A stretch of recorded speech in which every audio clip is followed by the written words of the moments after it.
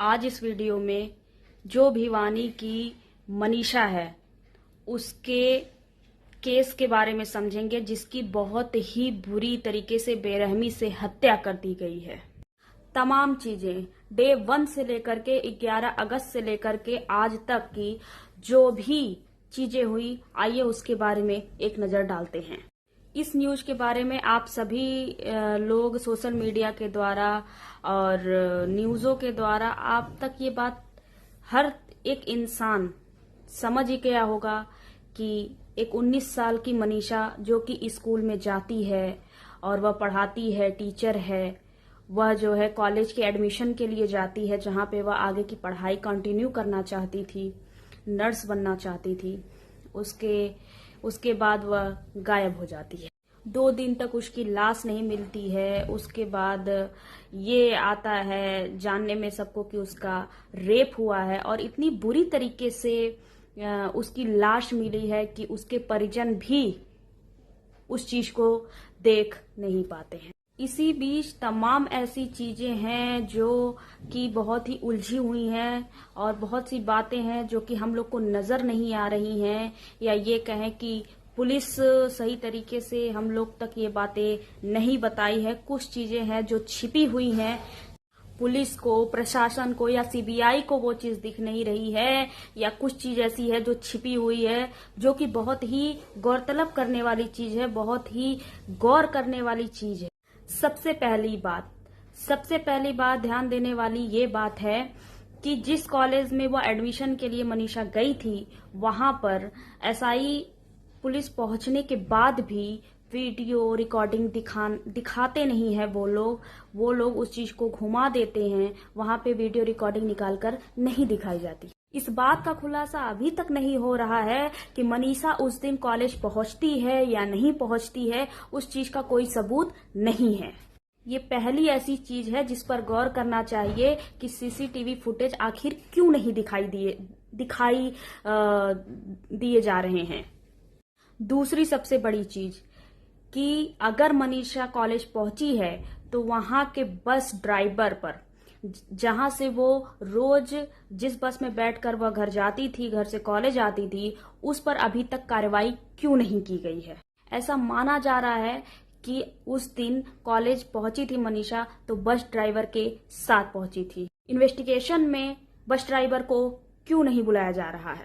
दूसरी बात, 11 अगस्त को जब मनीषा के फोन से जब उसके पिताजी को कॉल जाती है और उससे बात नहीं हो पाती है, फिर उसके बाद जब देर रात तक उसके पिताजी इंतजार करते हैं, उसके बाद जब कोई खबर नहीं मिलती है, फिर उसके पिताजी जब जाते हैं पुलिस के पास तो 24 घंटे से पहले गुमशुदगी का एफआईआर नहीं लिखा जाता है, ना ही कोई एक्शन लिया जाता है, कोई कार्रवाई की जाती है। उसके बाद 2 दिन बाद मनीषा की लाश देखने को मिलती है जो कि उसके गले पे तरह तरह के निशान थे, जिसको देख करके पोस्टमार्टम में ये घोषित कर दिया जाता है कि इसको जानवरों ने नोच नोच करके इसकी हत्या कर दी गई है। लेकिन उसके परिजनों के द्वारा इनकार कर दिया जाता है कि ऐसा कुछ हुआ होगा। उसके बाद 15 अगस्त को लगातार उनके परिजनों के द्वारा सीएम से लगातार बातचीत हुई। वो वहां पर जाकर अपनी बातें रखे हैं। उसके बाद उन्होंने लगातार ये रिक्वेस्ट किया कि इस पर सीबीआई जांच होनी चाहिए और पोस्टमार्टम दोबारा होना चाहिए। तो इस पे फिर क्या जांच बाहर आई? फिर उस दूसरे रिपोर्ट में ये सामने आता है कि उसने सुसाइड कर लिया है और उसने कीटनाशक दवा खाकर सुसाइड कर लिया है।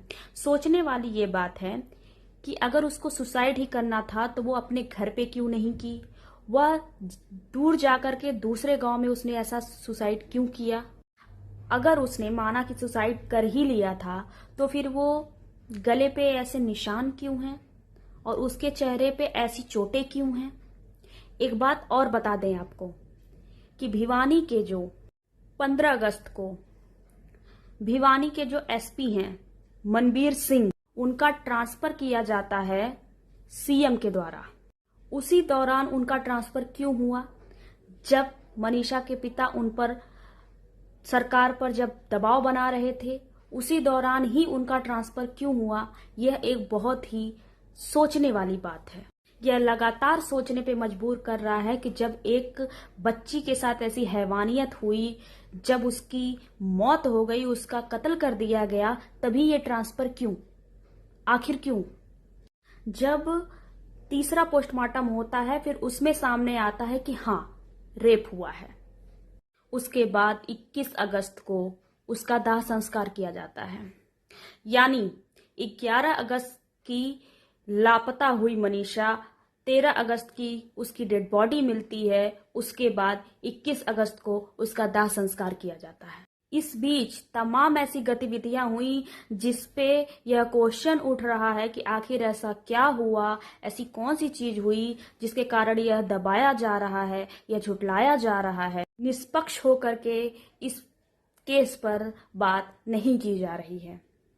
बता दें कि हाल ही में 6 सदस्यों की टीम, सीबीआई टीम बनी है, गठित हुई है और वह मनीषा के केस की जांच कर रही है। लेकिन इसमें यह कहना है मनीषा के परिजन का कि ये जो 6 लोग आए हैं, जो 6 सदस्य आए हैं, इनको आए हुए 3 दिन हो गया है और यह हमसे अभी नहीं जुड़े हुए हैं। पता नहीं कौन सा साक्ष्य वह कलेक्ट कर रहे हैं, कौन सी ऐसी सबूत इकट्ठा कर रहे हैं जहां पर मनीषा के अभी वो माता पिता से ही नहीं मिले हैं। वो वहां पे जा करके अभी जांच ही नहीं कर रहे हैं जहां जहां मनीषा गई थी। उनको गांव में आए हुए 2 दिन हो चुके हैं। क्यों अभी जिस कॉलेज में वो एडमिशन के लिए गई थी अभी वह वहां नहीं गए हैं? क्यों अभी उस स्कूल में नहीं गए हैं जहां मनीषा पढ़ाती थी? आखिर इन सब जगहों पे वह जा करके जांच क्यों नहीं कर रहे हैं? अभी तक वह यहाँ उन सब स्थानों पर नहीं पहुंचे हैं। वहां से मनीषा के परिजन लगातार ये अपील कर रहे हैं, रिक्वेस्ट कर रहे हैं कि हमको निष्पक्ष जांच और निष्पक्ष फैसला सुनाया जाए और सत्य की जीत हो।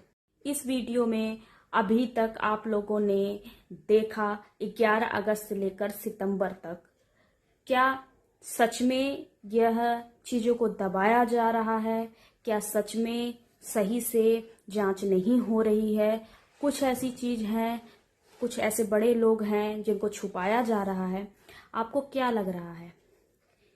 क्या उन केसों की तरह मनीषा का केस भी फाइलों में बंद हो जाएगा? क्या मनीषा के साथ भी इंसाफ नहीं मिलेगा? क्या मनीषा जैसे और लड़कियां हत्थे चढ़ जाती हैं, जो रेप करते हैं, जो प्रताड़ित करते हैं और हत्या कर दी जाती है उन लड़कियों की और कोई सुनवाई नहीं होती है? क्या मनीषा के साथ भी ऐसा ही होगा?